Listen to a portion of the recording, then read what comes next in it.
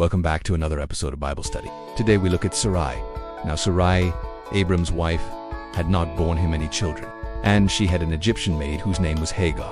So Sarai said to Abram, "See here, the Lord has prevented me from bearing children. I am asking you to go into the bed of my maid, so that she may bear you a child. Perhaps I will obtain children by her." And Abram listened to Sarai and did as she said. So she took Hagar, her Egyptian maid, and gave her to her husband Abram to be his secondary wife. He went into the bed of Hagar, and she conceived. And when she realized that she had conceived, she looked on her mistress Sarai as insignificant. Then Sarai said to Abram, "May the responsibility for the wrong done to me by the arrogant behavior of Hagar be upon you. I gave my maid into your arms, and when she realized that she had conceived, I was despised and looked on with disrespect. May the Lord judge who has done right between you and me." But Abram said to Sarai, "Look, your maid is entirely in your hands and subject to your authority. Do as you please with her." So Sarai treated her harshly and humiliated her, and Hagar fled from her. But the angel of the Lord found her by a spring of water in the wilderness on the road to Egypt by way of Shur.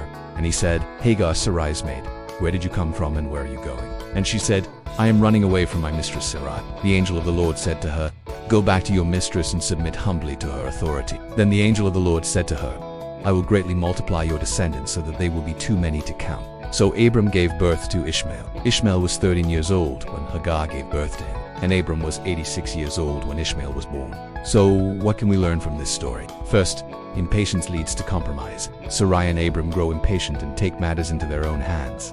They don't wait for God's timing. This causes conflict, hurt, and division. It shows us that God's promise must be fulfilled God's way.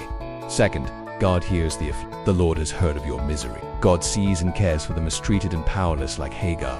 Even when people make bad choices, God shows mercy to the innocent and suffering. Third, God sees and knows. Hagar's encounter reminds us that God sees us in our deepest pain, no matter how far we run. Fourth, actions have long-term consequences. Ishmael's descendants become a great people, but they live in ongoing tension with others. This illustrates how human shortcuts can lead to enduring struggles. Fifth, return and submit.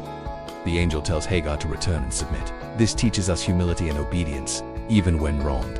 Thanks for watching. If you enjoyed this episode, please subscribe and check out the links below for more from this series. Until next time.